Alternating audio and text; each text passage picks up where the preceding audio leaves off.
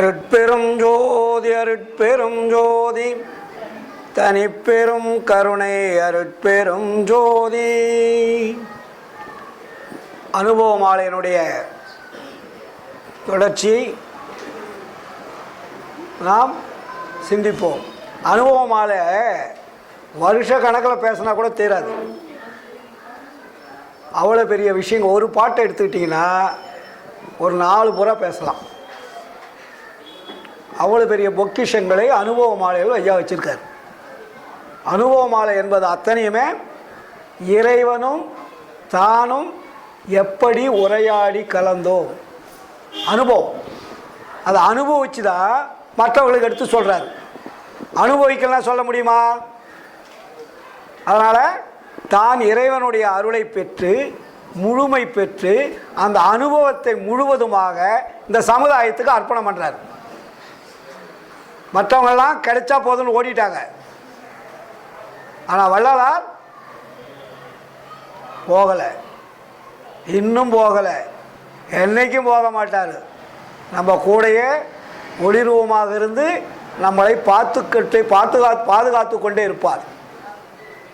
ஏதோ நம்ம வேலை முடிஞ்சிருச்சுன்னு எல்லாரும் ஓடி போயிட்டாங்க. ஆனால் வள்ளல் பெருமான் எங்கும் போகவில்லை. சித்தி விளாகத்தில் என்ன சொல்கிறாரு? நான் இப்பொழுது இந்த உடம்பில் இருக்கிறேன், இனி எல்லா உயிர்களிலும் இருப்பேன். அப்படின்னா ஏதோ வள்ளலார் போயிட்டாரே மறைஞ்சிட்டாரே அப்படின்றதெல்லாம் கிடையாதுங்க.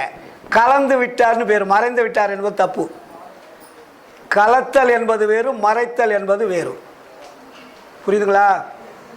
இறைவனோட மெர்ஜ் ஆயிட்டார், மிக்சிங். எப்படி பாலில் காப்பி தூள் போட்டு கலந்துட்டா என்ன ஆகுது? காப்பி தூளும் பாலும் எல்லாம் வேறு நிறமாக மாறிடுது. அது மாதிரி மிக்சிங் ஆயிட்டார். அதனால தான் எல்லாருமே இறைவனை தேடி அலைந்தார்கள். அவர்கள் தொலை தூரத்தில் இருந்து ஏதோ ஒரு சிறு அருளை கொடுத்தார் மற்ற ஞானிகளுக்கெல்லாம். வள்ளலார் தேடவில்லை, ஆண்டவரிடத்துக்கு போகவும் இல்லை. வள்ளலாரை தேடி ஆண்டவர் வந்தார். எந்த ஒரு அருளாளரோ இறைவன் தேடி நம்ம வீட்டுக்கு வரணும்.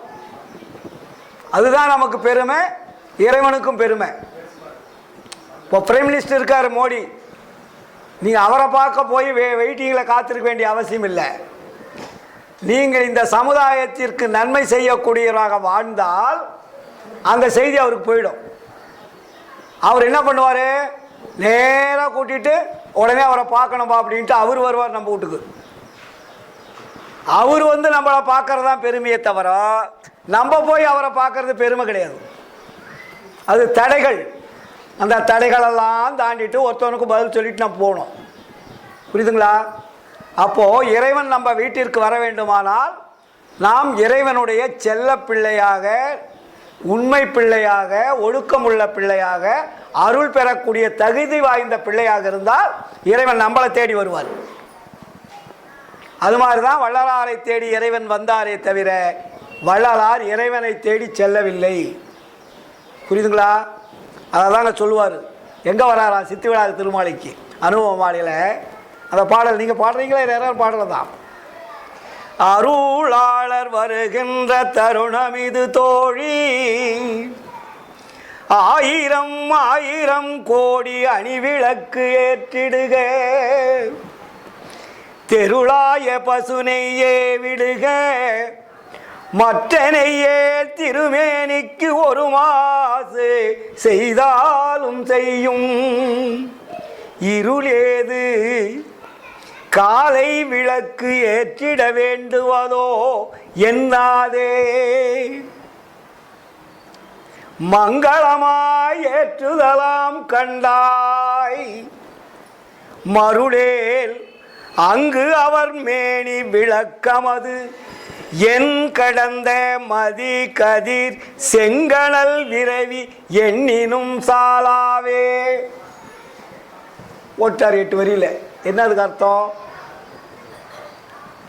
அருளாளர் வருகின்ற தருணம். அருளாளர்னா இறைவன் அருளை கொடுப்பதற்காக வருகிறார். அதனால தான் நமக்கு அடிக்கடி சித்தி விழாக திருமாதத்தில் பேருபதல் சொல்வார். அருளாளர் வரப்போகிறாரு, இன்னும் 10-15 நாட்களுக்குள்ளே வராரு. அதற்குள்ளாக நான் சொல்லிய வண்ணம் நீங்கள் ஒழுக்கமுடையவர்களாக செயல்பட்டு கொண்டிருந்தால், ஜீவகாருண்யத்தில் பின்பற்றி கொண்டிருந்தால், முதலில் மறைத்து கொண்டிருக்கக்கூடிய கருமையில் பச்சை வண்ணமுடைய திரை நீங்கிவிடும். அதுக்கு பின்னாடி இறைவன் வந்து எல்லா திரையும் நீக்கிடுவார்னு சொல்றாரு. யாராவது கேட்டோமா? கூட இருந்தவங்க கேட்டாங்களா? தெளிவாக எழுதுறார் பேருபதேசத்தில். என்னை பார்ப்பதற்காக இறைவன் வருகிறார். வருகின்ற பொழுது எனக்கு அருளை பூரணமாக கொடுத்து கலக்க போறாரு.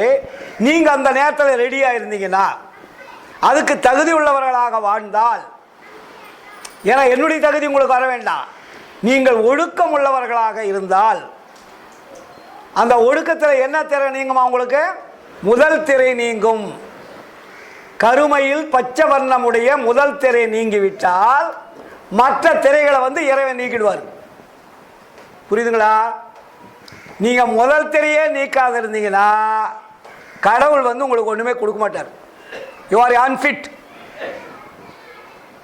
திருஞான சம்பந்தர் போன மாதிரி கோயிலில் எல்லாரும் முடிச்ச வைக்கும் மொல்ல மாதிரி எல்லாத்தையும் கூப்பிட்டு போறதல்ல. புரியுதுங்களா?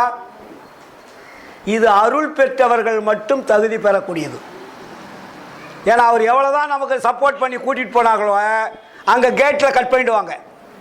இவன் அன்ஃபிட் ஃபெலோ, இவர் அன்புனால கூட்டிட்டு போயிடுவாரு, எல்லாம் நம்மவர்கள்னு. அங்க போனா தகுதி வேணும் இல்ல, அந்த தகுதி இல்லாதவர்கள்லாம் கட் பண்ணிடுவார். புரியுதுங்களா? அதனால வள்ளலார் என்ன சொல்றாரு? அருளாளர் வரப்போறாரு, அவருக்கு சாதாரண விளக்கு வைக்க கூடாதான், 1000 கோடி அணிவிளக்கேற்றிடுக. என்ன அணிவிளக்குன்னா என்ன? நம்ம விளக்கேற்றுறதல்ல, இந்த உடம்பில் இருக்கக்கூடிய ஒவ்வொரு அணு துகள்களும் ஒளிமயமாக மாறணும். அப்பதான் உள்ள போவார் இறைவன். பஞ்சபூத உடம்பு இருந்தால் உள்ள போக மாட்டார். அதான் தடுப்பு. இறைவன் ஏன் நம்ம கிட்ட வர மாட்டேங்கிறாரு? பஞ்சபூத உடம்பு, இதுக்கு பேர் என்ன? ஊன் உடம்புன்னு பேரு. இந்த ஊன் உடம்பு இருக்கின்ற வரையில் இறைவன் உள்ளே புக மாட்டார். அதனால என்ன, இறைவன் வர்றதுக்குள்ள வள்ளலார் என்ன பண்றாரு? இந்த அணுக்களை போல ஊன உடம்பை ஒளி உடம்பாக மாற்றுகிறார். புரியுதுங்களா? ஒளி உடம்புனா இறைவன் வந்து அந்த தகுதி கொண்ட, இறைவனுடைய ஸ்டாண்டர்ட் மாதிரி இருந்தால் தான் நம்ம கிட்ட. இப்போ கணவன் மனைவினா 2 பேருக்கு ஒரு ஸ்டாண்டர்ட் இருக்கணும். கணவனுக்கு பிடிக்காத பொண்டாட்டியோ, பொண்டாட்டிக்கு பிடிக்காத கணவனாக இருந்தால் என்னாவும்? குடும்பம் விரிச்சல் ஏற்பட்டுரும் இல்லைங்களா? அப்போ 2 பேரும் ஒத்த கருத்துள்ள, ஒத்த மனமுள்ள, ஒத்த ஒழுக்கம் உள்ளவர்களாக இருந்தால் அந்த குடும்பம் மேம்பட்டு வளர்ந்துக்கிட்டே இருக்கும் இல்லைங்களா? சாதாரண உலகத்திலேயே. அப்போ இறைவன் வந்து நம்ம உடம்புக்குள்ள பூராருன்னா எப்படி இருக்கணும்? இறைவன் வருவதற்குண்டான தகுதி இந்த உடம்புல இருக்கணும். அப்போ இறைவனுடைய தகுதி என்ன? ஒளி தகுதி. அது அருள் உடம்பு பெற்றது. அந்த அருள் உடம்பு பெறுகின்ற பொழுது இது அருள் உடம்பா மாறினாதான் உள்ள போவாரு. பூத உடம்புல போவாரா? போக மாட்டார். அதனால அருளாளர் வருகின்ற தருணம் இந்த உடம்பை எல்லாம் ஒளிமயமாக மாத்துறார் வள்ளலார். புரியுதுங்களா? அது எத்தனை நம்ம சொல்ற மாதிரி இந்த விளக்கல்ல, 1000 கோடி அணிவிளக்கேற்றிடுக. இதுல நெய்யில ஊத்துற விளக்கு இல்ல, எண்ணெயில ஊத்துற விளக்கு இல்ல இல்லைங்களா? நம்ம ஊத்துற பல எண்ணெய்கள் இந்த விளக்கல்ல. அப்ப நீ கேட்கலாம், அவர் தான் ஒளி உள்ளவராச்சே, நீங்களும் ஒளியா மாறிடுறீங்கல்ல, அப்ப அங்க ஒளி எதுக்கு? எல்லாமே ஒளி. அப்படி இருக்கும்போது அவரும் ஒளி உள்ளவர், நீங்களும் ஒளி உள்ளவர், அந்த இடத்துல இருட்டு கிடையாது. அப்ப எதுக்கு நீ விளக்கேற்ற சொல்றன்னு நம்மளாம் கேட்போம்லாம். புரியுதுங்களா? நம்ம கேட்போன்னு சொல்லிட்டு அவர் என்ன சொல்றாரு? அதெல்லாம் தெருளாய பசு நெய்யை விழுக மற்ற நெய்யில் திருமேனிக்கு ஒரு மாசு செய்த. இங்க பசு நெய் என்பது அருள். இந்த இடத்துக்கு பசு நெய்னா பசும்பால் நெய் அல்ல. ஏன்னா அந்த வேற நெய் விட்டா உடம்பு கெட்டு போயிடும். அருள் வந்தாதான் உடம்புடைய மாற்றம் ஏற்படும். அப்புறம் அவர் சொல்றாரு, இருள் ஏது? ஏன் விளக்கேற்றணும்? இங்கதான் இருள் கிடையாது. இருள் ஏது? அதுவும் காலையில் நேரம், நைட்டாக கூட பரவாயில்ல. காலையில் வருகுவர் என் கணவர்னு பல பாடல்கள் வரும். இல்லைங்களா? உனக்கு எனக்கு பாப்பா பாடிச்சுல்ல, அதில் நிறைய அந்த அந்த வள்ளலாருக்கும் இறைவனுக்கு நடந்த சம்பாஷணம் தான் அந்த உனக்கும் எனக்கும் இசைந்த பொருத்தன்றது பூரா. சூப்பர் பாடல் அது பூரா. அப்போ இங்கே என்ன சொல்கிறாரு? இருள் ஏது, அது காலை நேரம். இருட்டாக இருந்தால் கூட ஏற்றலாம். காலை நேரத்தில் விளக்கேற்றிட வேண்டுவதோ என்னாது. நீ காலை நேரத்தில் போய் விளக்க வைக்கிறியே, நான் அதுக்காக சொல்கிறேன்னு நினைக்காத. இது எதுக்காக ஏற்றுறனா, ஒரு மங்களமாக. மங்களம்னா ஒரு மகிழ்ச்சி, புரியுதுங்களா? மங்களம் என்பது இங்கே மகிழ்ச்சி. என்னாதே மங்களமாக ஏற்றுதலாம் கண்டாய். இது மற்றவர்களுக்காக ஒரு மகிழ்ச்சி. ஏன்னா அவர் வராருன்னு எனக்கு தெரியும், நான் அவர் கூட கலக்க போறேன்னு தெரியும், கூட இருக்கிறவங்களுக்கு தெரியுமா? இவங்களாம் அப்பாவிகள் தான் இருக்காங்க. அவர்களுக்காக மங்களமாக ஏற்றுதலாம் கண்டாய். ஏன்னா அவருக்கு மங்களம்னா என்னன்னு தெரியும், எனக்கும் தெரியும், மற்றவங்களுக்கு தெரியாது. அதனால நீ ஒரு மற்றவர்கள் மகிழ்ச்சி தருவதாக ஏற்று. ஏன்னா அவர் உன் விளக்கில் வாழல, உன் வெளிச்சம் அவர் உன் வெளிச்சத்துக்கு அந்த உடம்பு இல்லை. அவருடைய உடம்பு எப்படிப்பட்டதான்?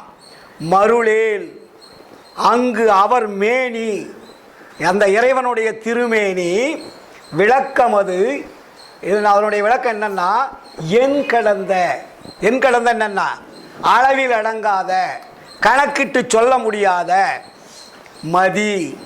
மதினா என்ன? இங்க சூரியன், மதி, கதிர், செங்கடல் கூடிற்று என்னும் காணாதே. அறிவு என்பது ஒரு மதி என்றால், புத்தி என்பது வேறு, அறிவு என்பது வேறு, ஒளி என்பது வேறு. எல்லாமே சில அந்த இடத்துக்கு தகுந்த மாதிரி அந்த வார்த்தைகள் மாறும். அப்போது இந்த பல கோடி ஒளிகள் இருக்குது பார்த்தீங்களா? அக்னி, சூரியன், சந்திரன், நட்சத்திரங்கள், இது பல கோடி சேர்ந்தாலும் அந்த ஒளிக்கு ஈடு இணையாகாதுன்ட்டார். எந்த ஒளிக்கு? அருட்பெருஞ்சோதி ஒளிக்கு. புரியுதுங்களா? அதனால் நீ மங்களமாக ஏற்றுதல். ஒரு மங்களத்துக்கு அப்போ எதுக்கு நம்ம விளக்கு வைக்கிறோம்? இப்போ எல்லா லைட்டும் எரியுது, ஆனால் இது எரியுது. இப்போ இந்த வெளிச்சத்துக்கு இது தேவையில்லைன்னு நினைக்கலாம். ஆனால் இருந்தாலும் இது ஒரு மங்களம். கடவுள் இருக்கிறார், ஒளியாக இருக்கிறார் என்பதை மற்றவர்களுக்கு காட்டுவதற்காக ஒரு விளக்கு. இப்போ பகல் தானே, இந்த விளக்கில் நம்ம வெளிச்சத்தில் இப்போ பேசிகிட்டு இருக்கோம். அதை விட பெரிய வெளிச்சம் இருக்குது. ஆனால் இருந்தாலும் இந்த விளக்கு வேணும். இந்த விளக்கு இருக்குதுன்னு சொல்லிட்டு இதை அணைக்க முடியுமா? அணைக்கக்கூடாது. புரியுதுங்களா? அப்போ நம்ம உடம்புக்குள்ள அதே மாதிரி தான் ஆன்மா என்ற விளக்கு எரிந்து கொண்டிருக்கிறது. ஆன்மா என்ற விளக்கு அணையாமல் எரிந்து கொண்டிருக்கிறது. அந்த விளக்கினுடைய தன்மைக்கு தகுந்தால் போல இந்த உடம்பை மாற்றணும். இதுதான் அனுபவம். ஆன்மா என்பது ஒளித்தன்மை தானே. அந்த ஒளித்தன்மை மாற்றுவதுனா எப்படி மாற்றணும்? இந்த உடம்பு முழுவதும், உயிர் முழுவதும், இந்திரிய கரணங்கள் அத்தனையும் ஒளியாக மாற்ற வேண்டும். ஒளியாக மாற்றினால் மட்டும்தான் அதுக்கு பேரு ஆன்ம தேகம்னு பேரு. படிக்கிறோம் இல்லையா? ஒளி தேகம், ஆன்ம தேகம். இப்ப நம்ம உடம்பு என்ன தேகம்? ஜீவதேகம். ஜீவதேகம் என்றால் உயிர் வாழ்வதற்கு இந்த உடம்பு, ஆன்மா வாழ்வதற்கு இந்த உடம்பு தகுதியானதான்னா கிடையாது. கடவுள் வாழ்வதற்கு இந்த உடம்பு தகுதியானதா கிடையாது. சாப்பிட்றதுக்காக கொடுக்கப்பட்டது இந்த பாடி. நீங்க சாப்பிடாத நிறுத்திட்டீங்கன்னா உயிருக்கு வேலை இல்லை, உடம்புக்கு வேலை இல்லை. உயிருக்கு அங்க வேலை கிடையாது. புரியுதுங்களா? அப்போ இந்த உயிரையும் உடம்பையும் ஒளியாக மாற்றுவதற்கு தான் அனுபவம் வேணும். அருள் கொடுத்தா தான் அந்த அனுபவம் விளங்கும். அது வெளியே அந்த அனுபவம் விளங்காது. சொல்லலாம், கேட்கலாம், படிக்கலாம், மனப்பாடம் பண்ணலாம். நம்மளுடைய உள் மனதில் ஆழமான அறிவில் இந்த உண்மை விளங்குமானா விளங்காது. கேட்டதை வேணா சொல்லிட்டு இருக்கலாம், படித்ததை சொல்லிட்டு இருக்கான். உங்களுடைய அனுபவத்தில் அதை பார்க்க முடியுமா என்றால் பார்க்க முடியாது. அனுபவம் கிடைத்தால் மட்டும்தான் பார்க்க முடியும். அது அனுபவத்தினால வரணும். இந்த அனுபவம் பெறுவதற்குத்தான் அதற்கு அனுபவமாளர் பேர் வச்சார். அப்போ இந்த அனுபவத்தை எப்படி பெறுவது? ஒழுக்கத்தினால் பெற வேண்டும். என்ன ஒழுக்கம்? வள்ளலார் என்ன பண்ணாரு? வழிபாட்டினால் பெற வேண்டும். வள்ளலார் எங்கேயாவது சொல்லியிருக்காரா? ஒழுக்கத்தினால் பெற வேண்டும்.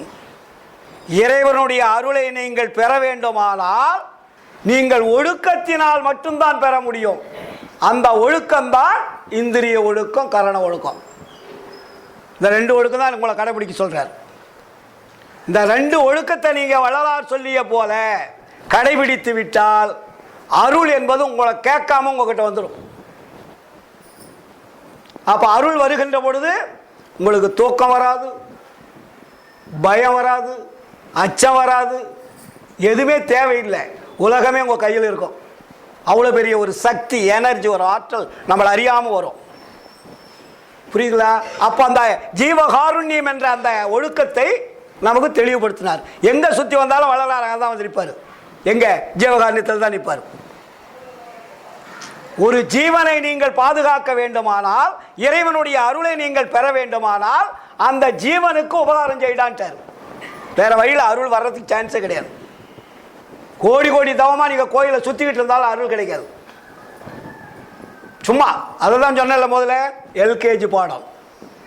அது பக்தி. பக்தினால் என்ன கிடைக்கும்? மன மகிழ்ச்சி, மன நெகிழ்ச்சி, இது 2 தான் கிடைக்கும். ஜீவகாருண்யத்தினால் என்ன கிடைக்கும்? ஆன்ம நெகிழ்ச்சி, ஆன்ம மகிழ்ச்சி. இதுக்கு 2க்கும் வித்தியாசம் இருக்கு. மன நெகிழ்ச்சி மன உருக்கம் அழிந்துவிடும், ஆன்ம நெகிழ்ச்சி ஆன்ம உருக்கம் அழியாது. அதுதான் இறைவனை போய் சேரும். இப்போ அந்த சேரும் போது, அந்த ஜீவகாருண்யம் வளரும் போது என்ன ஆகுது? நம்ம உடம்புல ஆன்மாவிலிருந்து அமுதம் சுரக்கும். என்ன சுரக்கும்?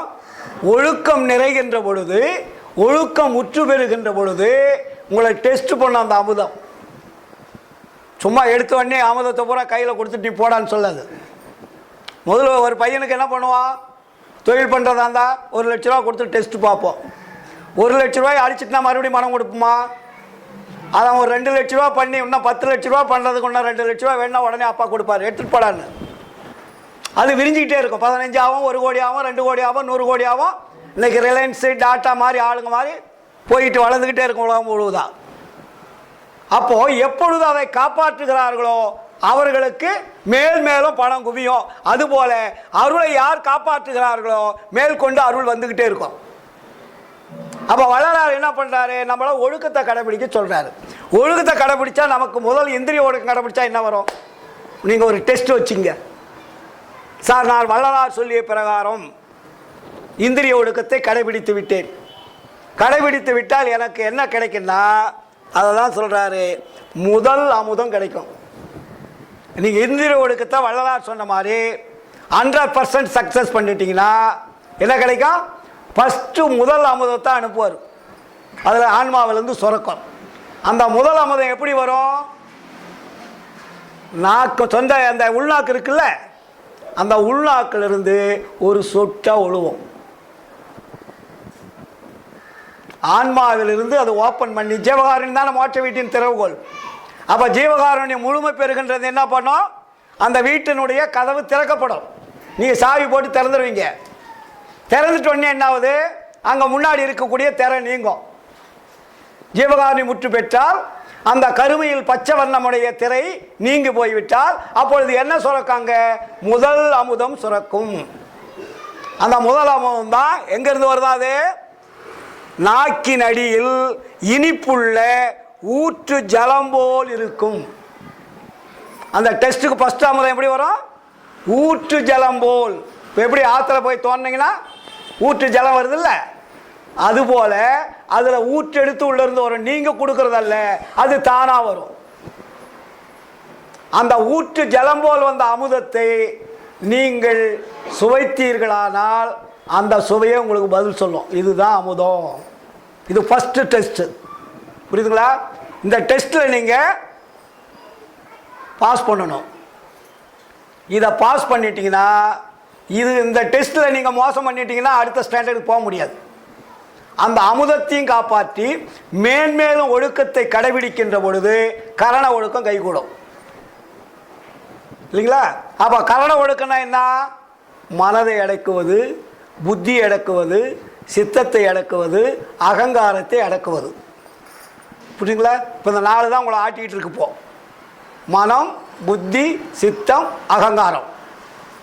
இது எங்கே இருக்கு? உள்ளம். இது என்ன பண்ணணும்?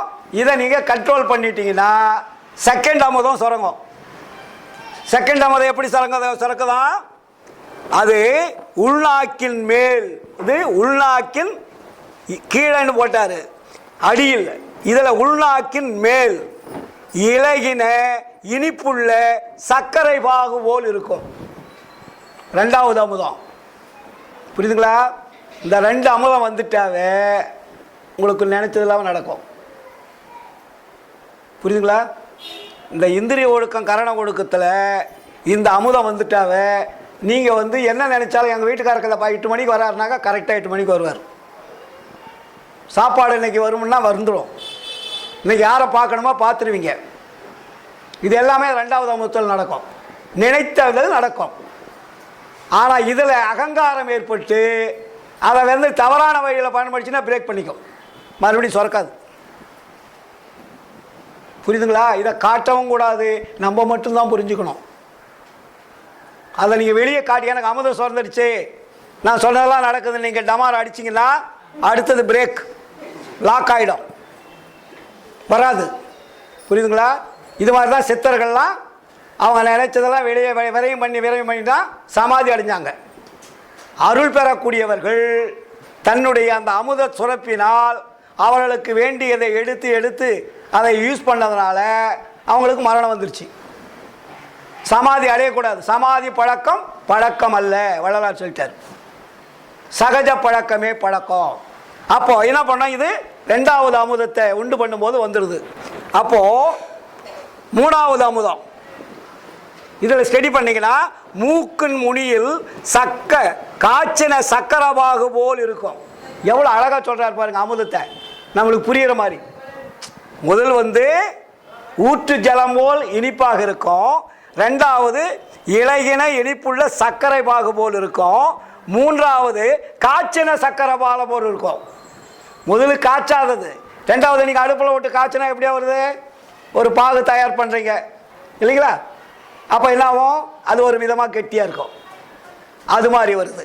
இந்த வரும்போது உங்களுடைய உடம்பு இந்த அணுக்களெல்லாம் ஒன்றொன்றா விழிப்புணர்வு ஏற்பட்டு சாப்பாடு பூரா கம்ப்ளீட் பிரேக் ஆகிடும். சாப்பிட்ற எண்ணமே உங்களுக்கு வராது. அதனால தான் வள்ளலார் சொல்லுவார், சாப்பாடு வராது, தூக்கம் வராது, பயம் வராது, எதுவுமே வராது. விழிப்புணர்வு தான் உங்களுக்கு எந்த நேரமும். இது மாதிரி நிலை வரும். இதெல்லாம் அடைந்தவர்கள் யாரு? மனிதர்கள், அதற்கு மேல் கொண்ட சித்தர்கள். அந்த சித்தர்களே கர்ம சித்தர்னு இருக்கு, யோக சித்தர்னு இருக்கு, ஞான சித்தர்னு இருக்கு. சித்தர்கள் 3 வகை. புரியுதுங்களா? இது மாதிரி 5 அமுதங்களை சொல்றாரு. 4வது அமுதம் நடுவில் நெற்றியில். இது உள்நாக்கு வழியாக வரணும். அடுத்தது எங்க வருது? 4வது நடுவில், நெற்றி நடுவில் முதிர்ந்த சக்கரபாகு போல் இருக்கும். சென்டர் பாயிண்ட்லேருந்து வரும். அது முதிர்ந்தது, பவர்ஃபுல். இந்த 4வது அமுதத்தை சாப்பிட்டவங்கெல்லாம் நிறைய பேர் இருக்காங்க இந்த உலகத்தில். 4வது அமுதம் சாப்பிட்டவங்களாம் வால்மீகி போன்றவர்கள், வியாசர் போன்றவர்கள், இயேசுநாதர் போன்றவர்கள், நபிகி போன்றவர்கள், புத்தர் போன்றவர்கள், நாயன்மார்கள் போன்றவர்கள்லாம் 4வது அமுதம் சாப்பிட்ற அளவுக்கு தகுதிக்கு வந்தாங்க. அதில் ஒரு ஸ்டாண்டர்ட்லாம் இருக்குது. அந்த தகுதியில் கூடவா குறைவான்னு நமக்கு தெரியாது, கடவுளுடைய கணக்கில் தான் தெரியும். ஆனால் இறுதியில் 5வது அமுதத்தை யாருமே உண்ணலை. யாருக்கும் அது கிடைக்கல, கடவுளும் கொடுக்கல. அது என்ன அமுதம் தெரியுமா? அதுக்கு பேர் மௌன அமுதம். அதுக்கு பேர் மௌன அமுதம்னு போட்டார். மௌனம்னா என்ன? சைலன்ஸ். மௌனம்னா என்ன? அது வராது, சேரும். இது சுரக்கும், அது சுரக்காது. புரியுதுங்களா? இது ஒரு இடத்தில் இருந்து அருள் சுரக்கக்கூடியது. மௌன அமுதம் என்பது சுரக்காது. இறைவன் சேருவதற்கு பேர் தான் மௌன அமுதம். அது சேருதல். உங்களுக்கு அந்த பொக்கிஷமே வந்துட்டு பாரு, உங்களுக்கு எதுக்கு அமுதம்? இதுக்கு வெள்ளினா இறைவனை தேடுவதற்கும், இறைவனை காண்பதற்கும், இறைவனை அனுபவிப்பதற்குண்டான அமுதம் இந்த 4 ஸ்டாண்டர்டு. அதெல்லாம் சரியை கிரியை யோகம் ஞானம் இந்த 4ஓட முடிஞ்சு போச்சு. இந்த 4க்கு மேலே 16 படிக்கு மேலே இறைவன் நேரடியாக வருவதுவே தான் மௌனாமுதம். அதுக்கு பேர் என்ன போட்டாரு? மௌனாமுதம். அது பேச்சில்லாதது. மௌனாமுதம்னு பேர் அதுக்கு. உள்நாக்குக்கு மேல் பக்குவ அணுகிரகம், அணுகிரக உணர்ச்சியால். அதே போடுறாரு பாருங்க அவரை. உணர்ச்சியால் சுபாவத்தினுடைய அனுபவம். நம்மளுடைய சுபாவத்தினுடைய சுபாவம் சொல்றோம் இல்லையா, அந்த சுபாவத்தினால் நீ நல்லதை செஞ்சா இறைவன் வருவார்.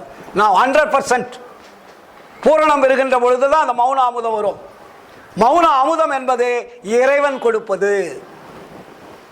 இது முன்னாடி பெறுவதெல்லாம் நம்முடைய ஆன்மாவிலே இருப்பது. அது இறைவன் வைத்து அனுப்பியது. நாம் எடுக்க முடியாமல் மரணம் அடைந்து கொண்டிருந்தோம். நீங்க மறுபடியும் இறைவனுடைய கலக்க வேண்டுமானால் இறைவனுடைய அமுதத்தை பெற வேண்டும். லாஸ்ட் ஸ்டேஜ் அது. அதுக்கு பேரு மௌன அமுதம். மௌன அமுதம்னு பேரு. சரி, இதெல்லாம் எப்படியா நீ சொல்றதை நான் ஒத்துக்க முடியுமா அப்படின்னு நீங்க கேள்வி கேட்கலாம். ஆளாளுக்கு சொல்லிட்டாங்க. எவ்வளவு பேர் இந்த நாட்டில் யோகிகள் ஞானிகள் எல்லாம் இருந்தாங்க. இவன் என்னவா அல்பா படிச்சுட்டு இவன் வந்து இதை தான் அமுதம் அப்படி இப்படின்னு சொல்றான்னு நீங்க கேட்கலாம். இது நான் சொல்லவில்லை, வள்ளலாரே சொல்றார். சரி, இந்த அமுதம் பெற்றவர்கள்லாம் யார் யாரு, அவங்க எங்க இருக்கிறாங்க அப்படின்னு ஒரு டெஸ்ட் வைங்கன்னு சொல்றாரு வள்ளலார். ஆண்டவர் என்ன பண்றாரு? எல்லாருக்கும் ஒரு டெஸ்ட் வைக்கிறார். ஏன்னா அந்த உலகமெல்லாம் தெரிஞ்சுக்கணும் இல்லை. இது மாயாஜால கதைகளோ கற்பனை கதைகளோ யாருக்கும் புரியாமல் போகக்கூடாது இல்லைங்களா? அதுக்காக என்ன பண்றாரு? அருட்பெருஞ்சோதி ஆண்டவர் ஒரு பெரிய அருள் உலக மகாசபையை கூட்டுறாரு. என்ன மகாசபை? நம்ம உலகத்தில் கூட்டுறது ஐநா மகாசபையெல்லாம் வேற. அருள் உலக மகாசபை. அருளாளர்களுக்கு மட்டும்தான் அங்கே அனுமதி, வேற யாருக்கு நாட் அலௌடு. அதனால அங்கே என்ன பண்றாரு? அருள் மகாசபையை கூட்டார். அதுல எந்தெந்த அண்டங்களில் எந்தெந்த உலகத்தில் யார் யார் இருக்கிறாங்களோ எல்லாத்தையும் வர சொல்றாரு. அவங்க ஸ்டாண்டர்டுக்கு தகுந்த மாதிரி கர்ம சித்திரா இருந்தாலும் சரி, யோக சித்திரா இருந்தாலும் சரி, ஞான சித்திரா இருந்தாலும் சரி, அருள் பெற்றவங்க தானே. அதனால என்ன பண்றாரு? அத்தனை பேரை வர வச்சிட்டார். எங்க வர வைக்கிறாரு? அருட்பெருஞ்சோதியினுடைய வெளியில. அது பேரு அருட்பெருஞ்சோதி வெளி, அருட்பெருவெளி. அட்டத்தில் படிக்கிறீங்கள, அருட்பெருவெளி. அந்த அருட்பெருவெளியில எல்லாரையும் வர சொல்லிட்டார். Immediate action. நம்மள மாதிரி தபால் போட வேண்டியதில்லை. அங்கே பட்டனு தட்டினா அங்கே பாஸ் ஆகிடும். புரிஞ்சுக்குவாங்க எல்லாரும். ஏன்னா அருளாளருக்கு உடனே எல்லாரும் வந்துட்டாங்க. எத்தனை பேர் வந்திருக்காங்க? அளவில் அடங்காத கோடி, கோடான கோடி பேர். என்னடா கதிர்வேல் சொல்றாரு, அப்படி இருப்பாங்களா? அவரே சொல்றாரு. யார் யார் வந்திருக்காங்க அங்க? உருத்திரர்கள் 1 கோடி கோடி, நாரணர்கள் பல்கோடி, உருவிரமர் பல்கோடி, இந்திரர்கள் பல்கோடி, பெருத்தமற்ற தேவர்களும் முனிவர்களும் பிறரும் பேசில் அனந்தங்கோடி ஆங்காங்கே கூடி திருத்தமுரு திருச்சபையின் படிபுறத்தே நிற்கின்றார். புரியுதுங்களா? இத்தனை பேர் எங்க நிற்கிறாங்க? அருட்பெரு வெளியில போய் நின்றுகிட்டு இருக்காங்க. அப்புறம் அவங்க மட்டுமல்ல, இன்னொரு லிஸ்ட் கொடுக்கிறாரு. பாருலகாதிபர், புவனாதிபர், அண்டாதிபர், பகிரண்டாதிபர், வியோமாதிபர், முதலாம் அதிபர், ஏருலவா திருப்படி அவங்களும் போய் நிற்கிறாங்க. நின்னோடனே அவங்களுக்கு அட்டென்ஷன் கொடுக்கணுங்க. வந்தா சீட்டு போடணும் இல்லை. இப்போதான் மந்திரி சபையில் முதல் சீட்டு 2வது சீட்டுலாம் கோவம் வந்துடுது இல்லை. யாருக்கு முன்னாடி சீட்டு கொடுக்கறது, யாருக்கு 2வது சீட்டு, இதுலேயே பெரிய சண்டை சட்டசபையில் பாராளுமன்றத்தில். அப்போ அங்கே என்ன லிஸ்ட்டு கொடுக்குறாரு? ஃபர்ஸ்ட் ஞான சித்தருக்கு ஃபர்ஸ்ட் ரோல், யோக சித்தருக்கு செகண்ட் ரோல், கர்ம சித்தருக்கு தேர்ட் ரோல். இறைவனை உட்கார்ற இடம் பெரிய பெருவெளி. பெருவெளி இதனுடைய மத்தியில் வந்து சிம்மாதனம். அதுக்கு பேர் என்ன? சிம்மாசன பேர். அது என்ன சிம்மாதனம்? ஞான சிங்காதன பீடம்னு அதுக்கு பேர். இறைவன் அமரக்கூடிய இடத்திற்கு ஞான சிங்காதன பீடம். அந்த பீடத்திலிருந்து அவுட்டர் பல கோடி மைல் அவுட்ரு. இப்போ எப்படி பிரைம் மினிஸ்டர் வந்தால் எல்லாத்தையும் தள்ளிட்டு எத்தனை படை காவலை என்னென்ன சொல்லுவாங்களே, எத்தனை படி 4, 5, 7ன்னு சொல்லுவாங்களே, பாதுகாப்பு படை. அதுக்கு நல்ல தமிழில் ஒரு வார்த்தை சொல்லுவாங்க, செக்யூரிட்டி வச்சு. ஆமாம், அது வந்து தனித்தனியாக பிரிப்பாங்க. அதாவது அதை பிரித்து யார் யார் அந்தந்த எல்லைக்குள்ளே அவங்க காவல் படையெல்லாம் அவங்கள பாதுகாக்கணும், உள்ள விடாது. அப்படி இவங்களுக்கெல்லாம் 3 ரோலில் வச்சுட்டாங்க. எல்லாரும் வந்து உக்காந்துட்டாங்க. உக்காந்துட்டாங்களா? அப்போது இந்த உலகத்தில் இருக்கக்கூடிய யார் யாருக்கு உத்தியோகம் கொடுத்தாங்களோ, யார் யாருக்கு அந்த படைக்கும் தொழில், காக்கும் தொழில், அழிக்கும் தொழில் எல்லா இதுவும் கொடுத்தாங்களோ அத்தனை பேர் அங்கே வந்துட்டாங்க. வந்துட்டோடனே ஞான சிங்காதன வேடத்தில் வந்து ஆண்டவர் அமர்றார். யார்? அருட்பெருஞ்சோதி ஆண்டவர். ஆண்டவர் வந்து உக்காந்த உடனே எதுக்கு கூப்பிட்டாங்க, ஏன் வர சொன்னார்னு யாருக்குமே தெரியாது. சொன்னாங்க, வந்துட்டாங்க. ஆனால் எதுக்கு வந்தோன்றது இவங்களுக்கெல்லாம் தெரியாது. ஆண்டவர் வர சொன்னார், வந்தாச்சு. இல்லை 3 அடுக்கு பாதுகாப்பு 4 அடுக்கு பாதுகாப்புன்னுவாங்கள்ல, ஆமாம் 7 அடுக்கு பாதுகாப்புன்னு ஒரு பிரைம் மினிஸ்டர் வந்தாங்கன்னா, வெளிநாட்டு அதிபர்களை வந்தாக்கா அவங்களுக்கு அடுக்கடுக்காக பாதுகாப்பு இருக்கும், ஃபஸ்ட்டு செகண்ட் தேர்டுன்னு. அது மாதிரி அங்கே பாதுகாப்பாக உட்கார வச்சுட்டாங்க. ஞான சிங்காதன பீடத்தில் வந்து அருட்பெருஞ்சோதி ஆண்டவர் உட்காந்துட்டாரு. ஆனால் அருட்பெருஞ்சோதி ஆண்டவர் அவங்க கண்ணுக்கு தெரியுதாலே தெரியாது. எவ்வளோ பெரிய குடும்பம் இது. கூப்பிட்டவர் இருக்காரு, கூப்பிட்டதுக்கு எல்லாரும் வந்துட்டாங்க. அருட்பெருஞ்சோதி ஆண்டவர் வந்து உக்காந்துட்டாரு. ஆனால் இவங்க கண்ணுக்கு அவர் தெரியல, அவர் உக்காந்துருக்காரு, இவங்க எல்லாம் பார்க்குறாரு. எல்லாரும் உக்காந்துருக்காங்க, ஆண்டவர் பார்க்குறாரு. ஆண்டவர் இருக்கிறது இவங்களுக்கு தெரியாது. தெரிஞ்சாதான் உள்ளே போயிடுவாங்களே. அப்போ என்ன பண்ணுறாரு, எல்லாருக்கும் முன்னாடி ஒரு அறிவிப்பு கொடுக்குறாரு.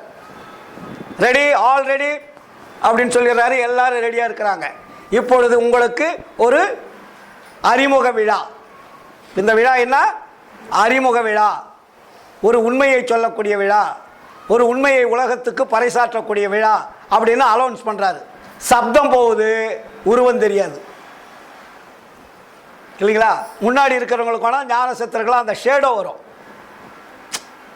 அதனால தான் வள்ளலார் வந்து யாருமே வள்ளலார் ஆண்டவரை பார்க்கலான்னு சொல்கிறார் இல்லையா?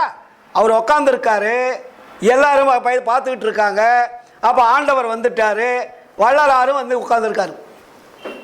வள்ளலாரும் கூப்பிட்டாரு. அவர் அப்படியே ஒரு இடத்துல யாருக்கும் தெரியாத ஒரு அப்பாவித்தனமாக உட்காந்துட்ருக்காரு. இந்த ஞான சித்தர், யோக சித்தர், கர்ம சித்தர்கள்லாம் தெரியாது. இந்த அருளாளருக்கெல்லாம் வள்ளலார் யாருன்னு தெரியாது. அவர் எப்பயும் போல் யாருக்கும் பழக்கம் இல்லாத மாதிரி வந்து உட்காந்துட்டாரு முதல் ரோலில். அப்போ அங்கே என்ன சொல்கிறாரு ஆண்டவர்? அருள் விளக்கமாலை பாட்டுதார் வாசுதார், இது அருள் விளக்கமாலை. அப்போ என்ன சொல்கிறாரு அங்கே ஆண்டவர்? ஒரு அறிவிப்பு கொடுக்குறாருங்க. பொய் பிடித்தார் எல்லோரும் புறத்திருக்க. யார் உட்காந்துருக்காங்க முன்னாடி? எல்லாரும் டோட்டல் கர்ம சித்தர், யோக சித்தர், ஞான சித்தர் எல்லாரும். பொய் பிடித்தார் எல்லோரும் புறத்திருக்க, நான் போய் பொது நடங்கண்டு உலங்கழிக்கும் போது. நானும் போயிட்டு அது மூலம் மாதிரி. அப்போ ஆண்டவர் என்ன சொல்றாரா? மெய் பிடித்தாய் வாழிய நீ சமரச சன்மார்க்கம் விளங்க உலகத்திடையே விளக்குக என்று எனது கைபிடித்தார், நானும் அவர் கால் பிடித்து கொண்டேன். கழித்திடுக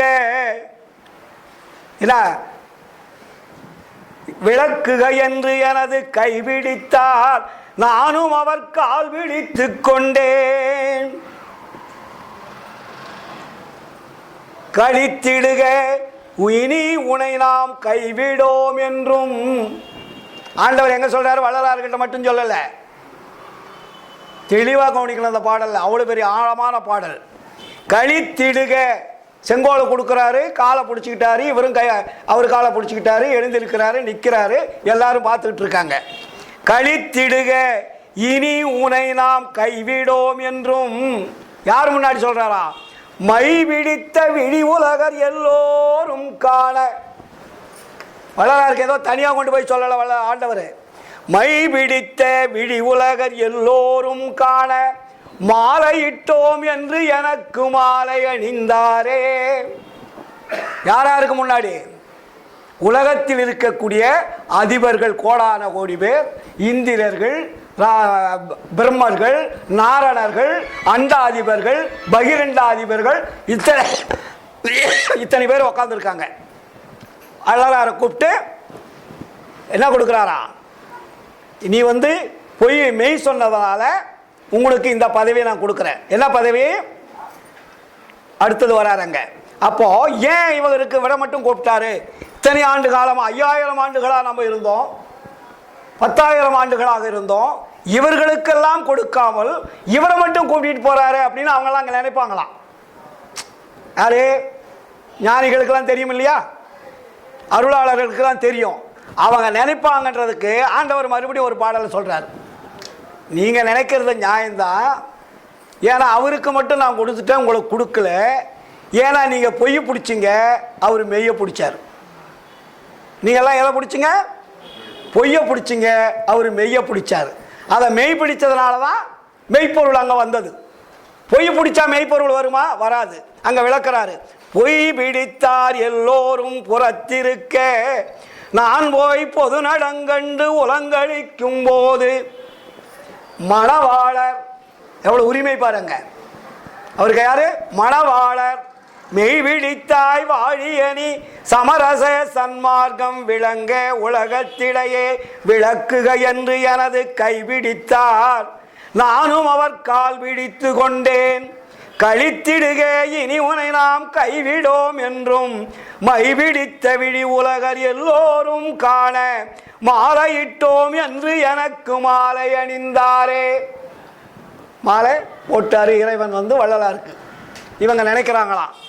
அதுக்கு அவர் மறுபடியும் சொல்றாரு, ஏன் உங்களுக்கு கொடுக்கலன்னா இந்த மாலையை அணிவதற்கு உங்களுக்கு தகுதி இல்லைன்றாரு ஆண்டவர். அவங்கள பார்த்து சொல்றாரு, ஏன் இவருக்கு கொடுக்குறேன்னா இதுக்கு அணிக்கக்கூடிய தகுதி அவர்கிட்ட இருந்தது, உங்களுக்கு நான் எங்கிட்ட வாங்கக்கூடிய தகுதி உங்களுக்கு இல்லை. அதனால் அடுத்து சொல்றாரு, பொறுத்தமிழார் எல்லோரும் புறத்திருக்க. நீ பொய் பிடிச்சதுனால உங்களுக்கு அந்த பொருத்தம் வரல. நீங்கள் என்ன பண்ணீங்க? கதைகளாக, கற்பனைகளாக, வேதங்களாக, ஆகமங்களாக, புராணங்களாக, இதிகாசங்களாக இந்த உலக மக்களுக்கு வாரி வழங்கிட்டீங்க. ஆனால் அது வந்து என்ன ஆச்சு? மக்களுக்கு போய் சேரல. சேர்ந்தவன்லாம் முட்டாளாயிட்டான். அதனால தான் வள்ளலார் என்ன சொன்னாருங்க? சுத்த சன்மார்க்கத்தின் முக்கிய தடைகளாகிய எது? சமயங்கள், மதங்கள், மார்க்கங்கள் என்பவற்றின் ஆச்சார சங்கற்ப விகற்பங்கள்னு போட்டார். நீ இறைவனை தடை செய்வதற்கும் இறைவனை தொடர்பு கொள்வதற்கும் எது தடையாக இருக்கிறது? இது எப்படி வந்தது? படைத்தவர்கள் குற்றம். நீங்களா சமயத்துக்கு கொண்டாந்தீங்க? நீங்களா மதத்தை கொண்டாந்தீங்க? உங்கள் மேல் குற்றமே இல்லை, உங்களுக்கு வழிகாட்டியவர்களுடைய குற்றம். இதை தான் போடுறாரு இங்க. பொறுத்தமிழார் எல்லோரும் புறத்திருக்க, நான் போய் பொது நடங்கண்டு உலங்களிக்கு நிற்கும் போது. தனித்தலைவர் திருத்தமுரு அருகணைந்து கைபிடித்தார், நானும் தெய்வ மலரடி பிடித்து கொண்டேன் சிக்கனவே. வருத்தமுறேல் இனி சிறிதும் மயங்கேல். நீ மற்ற மாதிரிலாம் நினைக்காத, நீ மருத்துவம் வேண்டாம், கவலை வேண்டாம். ஏன்னா இனி அழியா வாழ்வு வந்தது உனக்கே. உனக்கு அழியாத வாழ்வு. அழியாத வாழ்வுனா எது? இறைவனுக்கு அழியாத வாழ்வு. அதே மாதிரி வள்ளலாருக்கு அழியாத வாழ்வு இல்லைங்களா? வருத்தமுறோல் இனி சிறிதும் மயங்கேல். கான்னா பாரு, அழியாத வாழ்வு வந்தது உனக்கே என்று ஏழு உலகும் மதிக்க கருத்து அளந்து வாழிய என்று ஆழி அணிந்து எனது கையினீர் பொற்கங்கணமும் கட்டினர்கால் தோழி. கங்கணம் கட்டிட்டார் கையில். கங்கணம்னா என்ன? உறுதி. இப்போ கல்யாணத்துக்கு கங்கணம் கட்டுறோம் இல்லையா? கங்கணம் கட்டினா இனி மாற்றப்பட முடியாது. இந்த பொண்ணு தான் இந்த புருஷனுக்கு, இந்த புருஷனுக்கு இந்த பொண்ணு தான்ன்றது உறுதி பண்ணுறது. புரியுதுங்களா? அப்போது கணவன் மனைவி என்பது அப்போ தான் நிர்ணயிக்கப்படும். அதுக்கப்புறம் தான் அவங்கள பேச விடுவீங்க.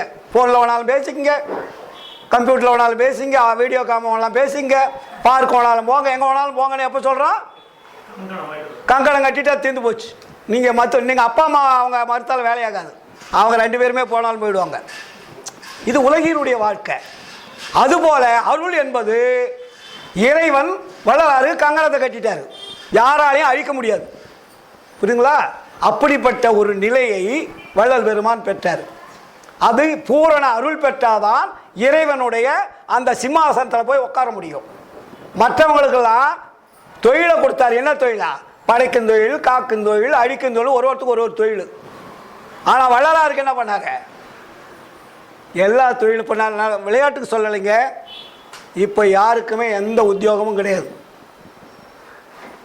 இன்னைக்கு அருளாளருக்கு பூரா 1874 இதே இந்த சபையில் தான், அதான் அருள் விளக்கமாக அருள் அனுபவமால இந்த சபையில் உட்காந்து அவங்க வேலையெல்லாம் டிஸ்மிஸ் பண்ணியாச்சு. சம்பளம் வரும், பென்ஷன் வரும், அவங்க அனுபவிச்சுக்கலாம், அவங்களுக்கு பணி கிடையாது. நீங்கள் எந்தெந்த சக்தி உள்ள கடவுள் என்று நினைத்தீர்களோ, எந்த சக்தி உள்ள கடவுள்களை படைத்தார்களோ அவர்களுக்கு வேலை என்பதும் கிடையாது. அவங்களை நீங்கள் வேண்டினால் உங்களுடைய எண்ணங்கள் அவங்க கிட்ட போகாது. இது ரொம்ப நல்லா புரிஞ்சுக்கணும். அதனால தான் இங்கே வள்ளலார் என்ன சொல்றாரு, துன்பலாம் தீர்ந்தன சுகம் பலித்தது நினைச்சூர்ந்த அருள் அனுபவம் நிறைந்த சுத்த சன்மார்க்க நிலை அனுபவம் நினக்கே சுதந்திரமதானது. வேற யாரும் கொடுக்கலாம் அந்த சுதந்திரம்? நடராஜபதி மாலை. துன்பலாம் தீர்ந்தன சுகம் பலித்தது நினைச்சூர்ந்த அருளொளி நிறைந்த சுத்த சன்மார்க்க நிலை அனுபவம் நினக்கே சுதந்திரமதானது. உலகில் வன்பலாம் நீக்கி மெய் வாழ்வலாம் பெற்று மிகவும் மண் உயிரெல்லாம் கழித்திட நினைத்தனை உன் மனநினை பின்படிக்க அன்பனி பெருக உளவாது நீடூடி விளையாடுக. என்ன கொடுக்கிறாரா? அருஜோதியாம் ஆட்சி தந்தோம். ஆட்சி யாருகிட்ட கொடுக்கிறாரு? அருஜோதியாம் ஆட்சி தந்தோம் உன்னை கைவிடோம் கைவிடோம் என்று. புரியுதுங்களா? உன்னை நான் விட்டுட்டு எங்கேயும் போயிட மாட்டேன், உங்களுடைய தான் நான் இருப்பேன், எங்கூட தான் நீ இருப்பேன். நம்ம தான் கணவன் மனைவி நெர்ஜி ஆயிட்டோமே. கணவன் போகிற இடத்துல பொண்டாட்டி போகணும், பொண்டாட்டி போகிற இடத்துல கணவன். அதுபோல இறைவன் இருக்கிற இடமெல்லாம் வள்ளலார் இருப்பார். புரியுதுங்களா? அப்போ அங்கே என்னாச்சா, ஐந்தொழில் வல்லபத்தை வள்ளலார்கிட்டே ஒப்படைச்சிட்டார். இப்போ ஐந்தொழில் வல்லபத்தை தனித்தனி இலாகாக்கள்லாம் கிடையாது. இப்போ நம்ம கர்நாடகாவில் இலாகா பிரிக்கிறோம், தமிழ்நாட்டில் பிரிக்கிறோம், மத்திய சபையில் பிரிக்கிறோம் இல்லையா? இந்த இலாகா பூரா கவர்னர் ஆட்சி வந்தால் என்ன வருது? ஜனாதிபதி ஆட்சா? ஜனாதிபதி ஆட்சி வந்தால் என்ன ஆகுது? மந்திரிங்க பூரா அவுட்டுன்னு அர்த்தம். அதனால தான் ஜனாதிபதி ஆட்சி வேண்டாம், ஜனாதிபதி ஆட்சி வேண்டாம், நம்ம எல்லாரும் ஊழல் பண்ணுறதுக்கு சௌகரியம் போயிடும் அப்படின்னு எல்லாருமே எதுக்கிறது. காரணம் என்ன? பல கோடி ரூபா கொள்ளையடிக்க முடியாது இல்லைங்களா? மக்களை ஏமாற்ற முடியாது. டைம் பிரகாரம் டியூட்டிக்கு வரணும், டைம் பிரகாரம் போகணும், வேலையை ஒழுக்கமாக செய்யணும். இதெல்லாம் ஜனாதிபதி ஆட்சி வரணும். ஒரு கண்ட்ரோல், வேறு யாரும் அங்கே வந்து வாழாட்டக்கூடாது. அதுபோல் இப்போ இந்த கண்ட்ரோல் யார்கிட்ட கொடுத்துருக்காரு ஆண்டவர்? அருளாளர்கிட்ட கூட. ஏன் அவர் தப்பு பண்ணுவாரா? தப்பு பண்ண மாட்டார். ஏன் பண்ண மாட்டார்? முழு பூரண அருளை பெற்றதினால் தவறுக்கு அங்கே சான்ஸே கிடையாது. முழுமை பெற்றுட்டா தவறு பண்ண வேண்டிய அவசியம் இல்லையே, அறகுறைக்கு தான் தவறு பண்ணோம். புரியுதுங்களா? அப்போ அந்த அறகுறை மாதிரி இருக்கக்கூடிய அருளாளர்களுக்கு வேலையை நீக்காச்சு. அதனால தான் வள்ளலார் என்ன சொன்னார்? எல்லாரும் நம்மளை பார்த்து சொல்கிறாரு, என்ன அறியறது இங்கே அவர் ஆண்டவர் அறியாதவங்களாம் உட்காந்துருக்காங்களா? போது சொன்னல, ஆண்டவர் வள்ளலாருக்கு தெரியுது, வள்ளலார் ஆண்டவருக்கு தெரியுது, சுற்றி இருக்கிறவங்களுக்கெல்லாம் ஆண்டவர் எங்கே இருக்காருன்னு தெரியாது. அவருடைய வாய்ஸ் மட்டும் வருது. அந்த வாய்ஸை கேட்குறாங்க, வள்ளலாரை பார்க்குறாங்க, அவருக்கு அணு கொடுக்குறாங்க, ஒரு வாங்குறாரு, உட்காந்துக்கிறாரு. அதுக்கப்புறம் சொல்கிறாரு, தமை எரியார் எல்லோரும் புறத்திருக்க. என்ன அழகாக அடிக்கிட்டு போகிறார் பாருங்க. முன்னாரு பொய் பிடித்தார்னாரு, ரெண்டாவது பொருத்தம் மேலாருனாரு, இன்னொருத்தர் அவங்களே அவங்க அறியலைன்றாரு. நீ உன்னை அதை தான் உடம்பு ஒரு வகைன்னு சொன்னோம் இல்லையா? 10 உன்னுடைய உடம்பையும் உயிரையும் இந்த உலகத்தினுடைய படைப்பு காத்து அழித்து இதுக்கு யார் இன்சார்ஜ் உள்ளவர்? எங்கிருந்து அந்த ஆற்றல் வருது? எங்கிருந்து இயக்கிக் கொண்டிருப்பவர்? அந்த மெய்ப்பொருள் என்ற இருக்கும் இடம் என்ன என்பதை கண்டவர், கழித்தவர், காண்பித்தவர் வள்ளலார். மற்றவங்கெல்லாம் தன்னையே பார்க்கல, எப்படி பிறரை பார்ப்பாங்க? உள்ளுள் இருக்கக்கூடிய ஆன்மாவையே பார்க்க முடியாமல் நீ எப்படி இறைவனை பார்ப்ப? இப்போ நம்ம ஆன்மா பார்க்க முடியுதா? எல்லாரும் சொல்கிறேன், நம்மளை இயங்கிட்டு தான் இருக்கு, அதை பார்க்க முடியலையே. அப்புறம் எப்படி நீ கடவுளை பார்ப்ப? ஆன்மாவை பார்க்கும் தகுதி பெற்றவர்கள் மட்டும்தான் கடவுளை பார்க்க முடியும். நல்லா புரிஞ்சுங்க. நான் பார்த்தங்கத்தன்னு சொன்னால் கற்பனை கதைகளை பார்த்துட்டு வேறெல்லாம் பேசிகிட்டு இருக்கிறது. ஆண்டவரெல்லாம் அவ்வளோ சீக்கிரத்தில் பார்க்க முடியாது. அது பார்த்தோன்னா அது ஒரு மாயா தோற்றம், அது உண்மை தோற்றம் அல்ல, மாயா தோற்றம்னு பேர் அதுக்கு. என்ன நினைக்கிறோமோ அதுவாக மாறுவது. அப்போ என்ன சொல்கிறாரு? தமை எரியார் எல்லோரும் புறத்திருக்க நான் போய் சபனடங்கண்டு உலங்களிக்கும் தருணத்தே. தலைவர் இமையறியார் விழி உடையார் எல்லாரும் காண. இந்த இமையவே நம்மளுக்கு தெரியாது. கண்ணுக்கு முன்னாடி தானே இமை இருக்கு. இமையை பார்க்க முடியுமா உங்க கண்ணு? எவ்வளவு பெரிய அற்புதம் இது சார். நம்ம கண்ணை மூடுறது தான் இமை. இந்த இமையை நீங்க பார்க்க முடியுமா? கண்ணாடி தான் பார்க்க முடியும். முன்னாடி ஒரு கண்ணாடி பிரேம் வச்சுட்டு நீங்க பார்க்கலாம் உங்க உருவத்தை, இல்லைங்களா? ஆனா நீங்களே உங்க கண்ணாடி உங்க இமையை பார்க்க முடியுமா? இல்லை, இந்த புருவத்தை தான் உங்க கண்ணு மேல் நோக்கி பார்க்குமா? உள்ள இருக்கக்கூடிய ஆன்மாவை பார்க்குமா? எப்படி படிச்சிருக்கா? இதையே உன்னால பார்க்க முடியலையே. உங்கள்கிட்ட இருக்கிற உடம்பு, உங்கள்கிட்ட இருக்கிற கண்ணு, உன்னை கண்ணை சுத்தி இருக்கக்கூடிய புருவம், அதுக்கு மேல இமை, இல்லையா? இதையே பார்க்க. உன் தலையை நீங்க பார்க்க முடியுமா? உங்க முதுகு பார்க்க முடியுமா? அது கூட பின்னாடி மறைவா இருக்கு. முன்னாடி தான் இருக்குது. கண்ணு முன்னாடி இருக்குது, தலையும் முன்னாடி இருக்குது, மூக்கு முன்னாடி இருக்குது, வாயு முன்னாடி இருக்குது, காது முன்னாடி இருக்குது. இந்த காதை எப்படி தான் திருப்புங்க? காது கண்ணுக்கு தெரியுதான்னு பாருங்க. என்ன அற்புதம்! யாருடைய படைப்பு! இதையெல்லாம் நீங்கள் நினைக்காமல், இதையெல்லாம் உணராமல், கற்பனை கலைகளை கட்டி வைத்த தெய்வத்தை பார்த்து வணங்குகின்றீர்களே, தெளிவு எப்படி கிடைக்கும்? இது எவ்வளவு பெரிய விஷயம்! அதனால்தான் வள்ளலார் அடுத்தடுத்து சொன்னாரு, தன்னை அறிந்து இன்பமுற வெண்ணிலாவே ஒரு தந்திரம் நீ சொல்ல வேண்டும் வெண்ணிலாவே. தன்னை அறியக்கூடியதற்கு ஒரு ரகசியத்தை புரிந்து கொள்ளவில்லையே, தன்னுடைய ஆற்றலை புரிந்து கொள்ள முடியவில்லையே. அந்த பாட்டு எப்படி பாடுறீங்க? நீங்களா பாடுற பாட்டு தானே. தன்னை அறிந்து இன்பமுற வெண்ணிலாவே ஒரு தந்திரம் நீ சொல்ல வேண்டும் வெண்ணிலாவே, இல்லைங்களா? அடுத்த வரி என்ன? நாதர்முடி வேலிருக்கு வெண்ணிலாவே நானும் வர வேண்டுகின்றேன் வெண்ணிலாவே. எவ்வளவு அழகா கொண்டுட்டு போவார், இல்லைங்களா? ஒரு நாளாவது அப்பனை கேட்டு வேண்டி இருக்கிறீங்களா? பாடல் தான் பாடிட்டு இருக்கிறோம். நம்ம அப்பாவை கேட்டு என்ன வேணும்னு நம்ம தெரிஞ்சுக்கிட்டோமா? தினமும் நம்ம படிக்கிற பாடல் தானே, இல்லைங்களா? அதுக்கு வேண்டுதல்னே போட்டார் வள்ளலார். ஃபர்ஸ்ட் பாடல அதில் என்ன பாட்டு? அப்பா நான் வேண்டுதல் கேட்டு அருள் புரிதல் வேண்டும். முதல் வரியில என்ன போட்டாரு? பொருள் புரிதல் வேண்டாம் கேட்டாரு. ஃபர்ஸ்ட் வரியே அப்பா நான் வேண்டுதல் கேட்டு அருள் புரிதல் வேண்டும், ஆருயிர்கட்கெல்லாம் நான் அன்பு செயல் வேண்டும், எப்பாரும் எப்பதமும் எங்கனம் நான் சென்றே என் தந்த நினது அருட்புகழை எம்பி-இடல் வேண்டும், செப்பாதமே நிலமேல் சுத்த சிவமார்க்கம் திகழ்ந்தோங்க அருஜோதி செலுத்தி இடல் வேண்டும். இல்லைங்களா? அப்படியே அந்த வேண்டு வேண்டுன்னு எவ்வளவு அழகா கொண்டாங்க. அதுக்கு என்ன சொல்றாரு?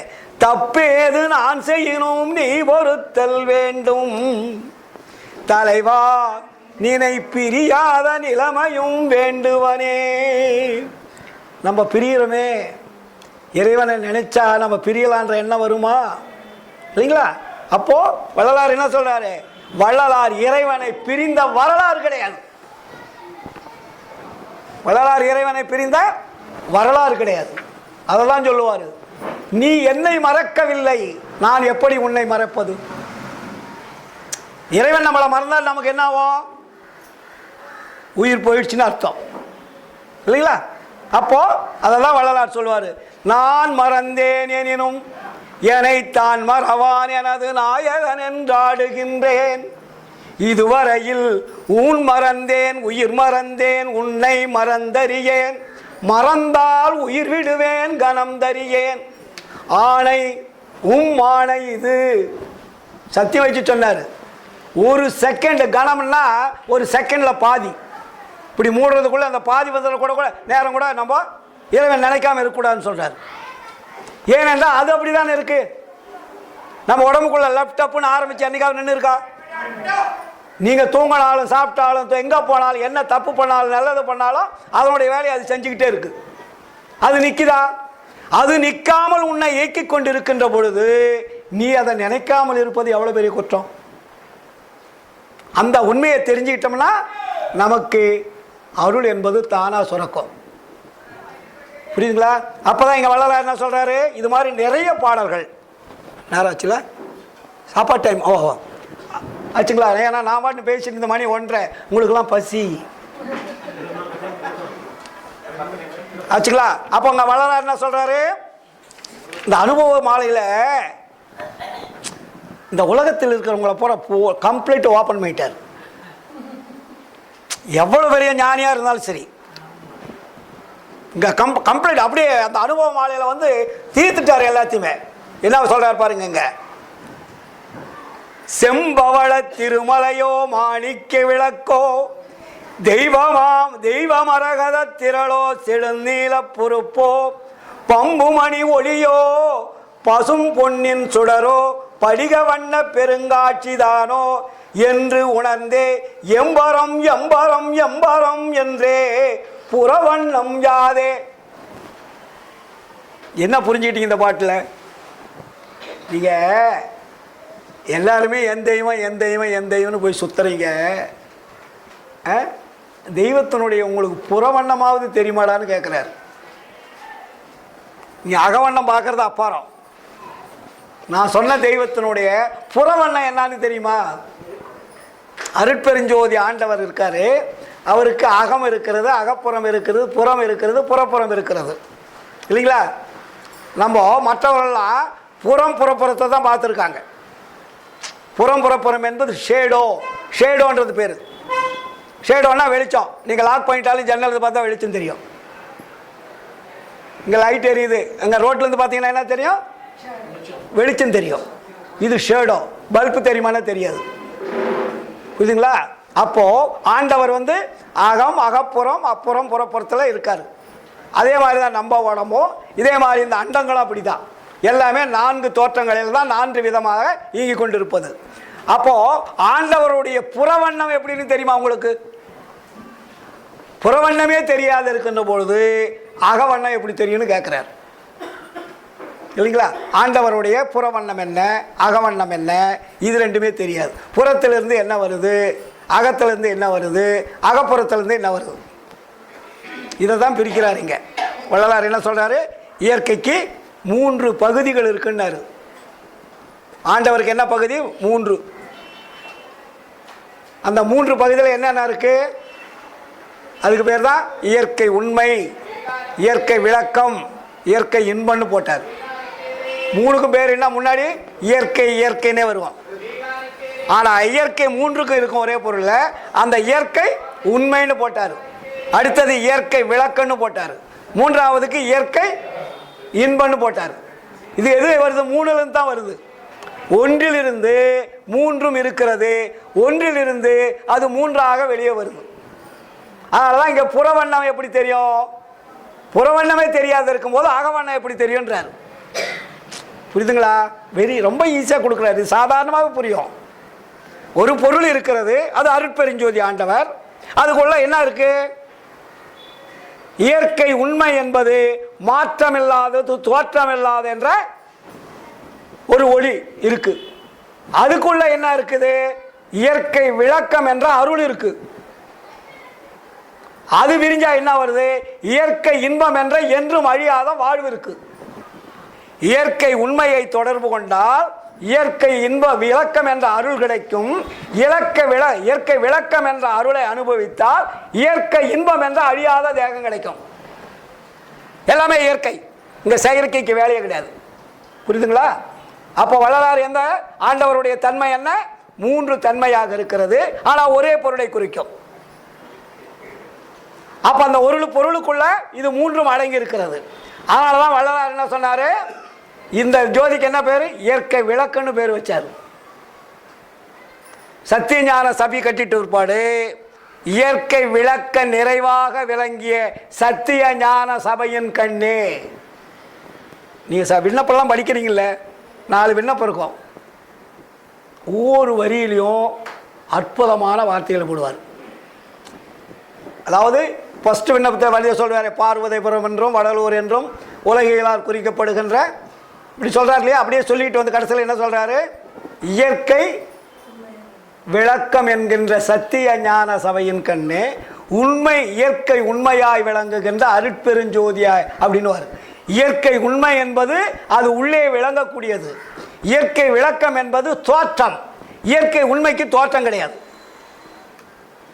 புரியுதுங்களா? நீங்க இன்பத்தை வெளியே சொல்ல முடியுமா? இல்லைங்களா? அதே மாதிரி அந்த இயற்கை இன்பம் என்பது அனுபவித்தால் மட்டும்தான் தெரியும். அனுபவிக்காதுன்னா அது சொல்ல தெரியாது, சொல்லுவதற்கு வார்த்தை கிடையாது. ஆனால் அதுக்கு மௌனம்னு பேர். அதுக்கு மௌனம் சாதிப்பதன்றி வேறொரு கண்டிலேன். நீ ஆண்டவர்கிட்ட கலந்த எப்படி கலந்தன்னு கேட்டா சொல்ல முடியுமா? அதனால தான் சொல்லுவார், நீ கலந்தால் அப்பொழுது நான் கலந்தது என்னவென்று தெரியும்னாரு. நீ என்ன கேட்குற, அதை நான் சொல்கிறேன், ஆனால் உனக்கு புரியாது. ஆனால் எப்போ புரியும்னா, நீ என்னை மாதிரி கலந்தால் அந்த அனுபவத்தின் வாயிலாக நான் கலந்தது எப்படி என்பது அப்போதான உனக்கு புரியும்னாரு. புரியுதுங்களா? அப்போதான் என்ன சொல்கிறாருங்க, மனை எகத்தே மலர் அணை மேல் எனை அணைந்த போது, இறைவன் அவரை கட்டி தழுவி அரவணைக்கின்ற பொழுது, மணவாளர் வடிவென்றும் எனது வடிவென்றும் கலந்தாச்சு. கலந்துட்டு இருப்பாடு. அவருடைய உருவம் வேறு, வள்ளலார் உருவம் வேறுன்றது அங்கே கிடையாது. புரியுதுங்களா? அதே பாடலை கொண்டு வராரு. மலை அணைந்து மலர் அணை மேல் எனை அணைந்த போது மணவாளர் வடிவென்றும் எனது வடிவென்றும் தன்னை நினைந்து பிரித்து அறிந்திலையடி. அங்க பிரிக்கிறதுக்கு சான்ஸ் இல்லை. அப்புறம் என்ன சொல்றாரு, சற்றும் அறியேன் எண்ணில் யான் மற்ற அறிவது என்ன, திணையளவாயினும் விகற்ப உணர்ச்சி என்பதிலேயே திருவாளர் கலந்தபடி செப்புவது எப்படியோ. இறைவன் கலந்ததை நான் எப்படி சொல்லுவேன்? அங்க சொல்லுவதற்குண்டான உணர்ச்சியே இல்லையே. உணர்வு இருந்தால் சொல்லுவீங்க, உணர்வு இல்லைன்னா சொல்ல முடியுமா? அங்க எல்லாமே ஆப்பாயிடும். ஆப்பாகும் போது கணவன் மனைவி சுகம் மட்டும்தான் இருக்கும். அதே மாதிரி இறைவனுடைய அருள் சுகம்தான் இருக்கும். அந்த அருள் சுகத்தை போய் நீ வெளியே சொல்ல முடியுமா? அந்த சுகத்தை அனுபவித்தால் மட்டும்தான் புரியும். ஆனால் என்னை போல நீ அனுபவிடா, அப்பதான் உனக்கு தெரியும்.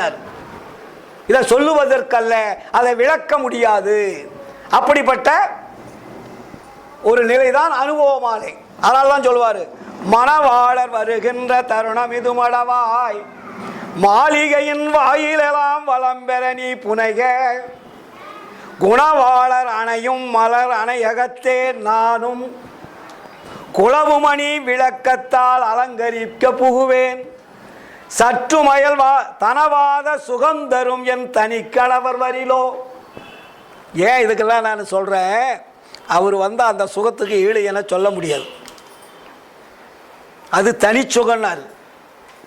தனிச்சுகம் என்பது வேறு, நம்மளுடைய சுகம் என்பது வேறு, இல்லைங்களா?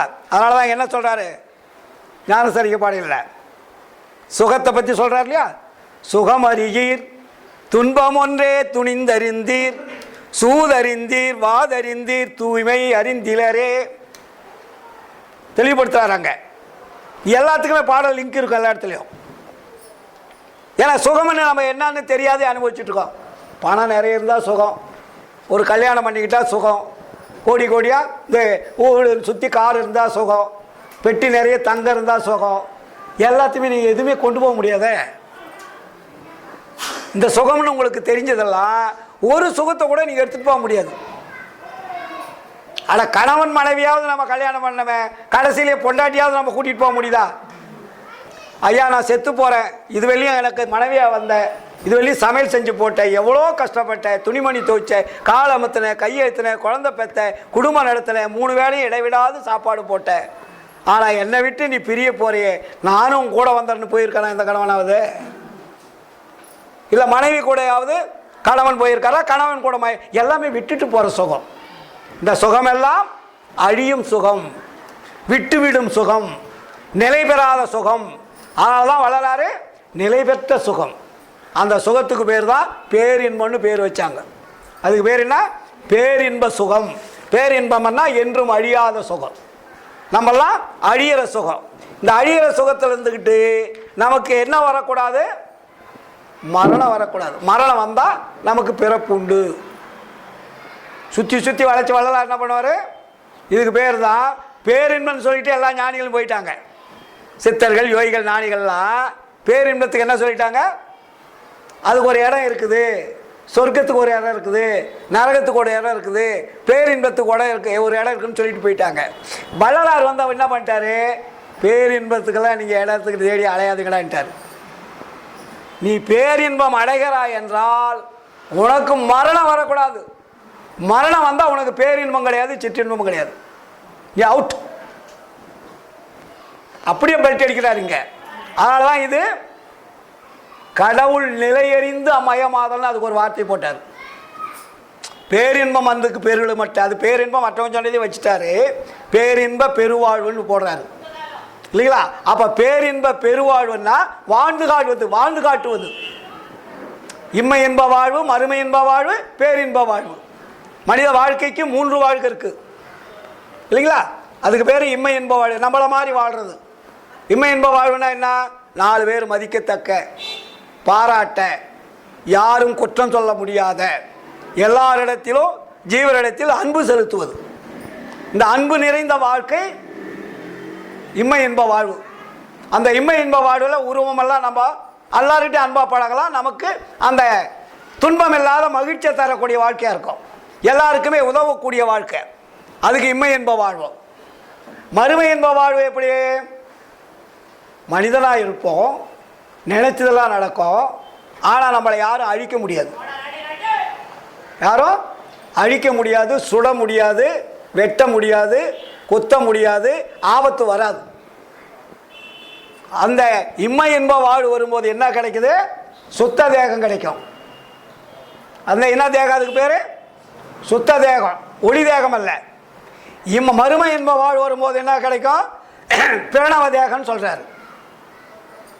முதல் வந்து சுத்த தேகம் கிடைக்கும், அதுக்கு இம்மை இன்ப வாழ்வு. இரண்டாவது மறுமை இன்ப வாழ்வு, அதுக்கு என்ன தேகம் கிடைக்கும்? பிரணவ தேகம் கிடைக்கும், பிரணவ தேகம். மூன்றாவது தேகம் ஞான தேகம். ஞான தேகம் வரும்போது உடம்பு கண்ணுக்கு யாருக்கும் தெரியாது.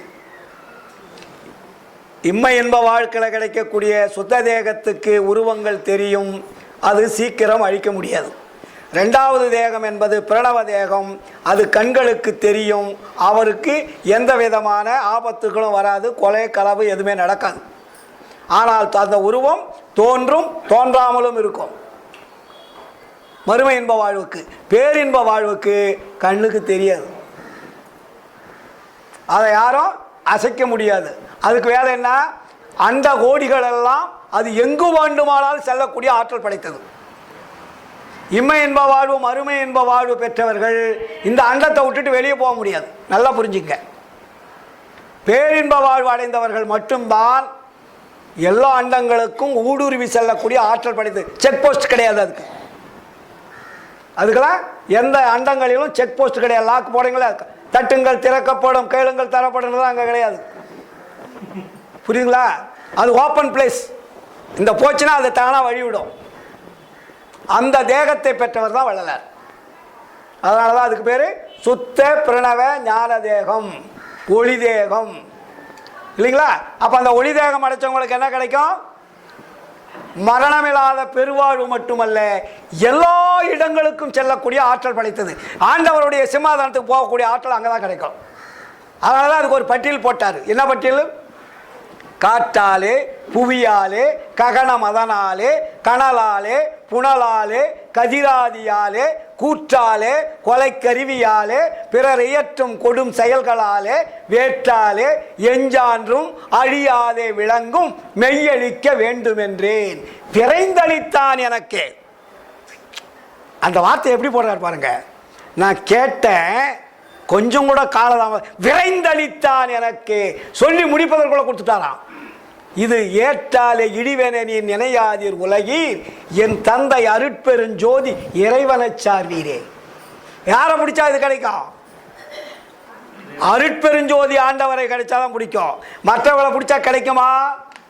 கிடைக்காது. அதனால தாங்க என்ன சொல்றாரு,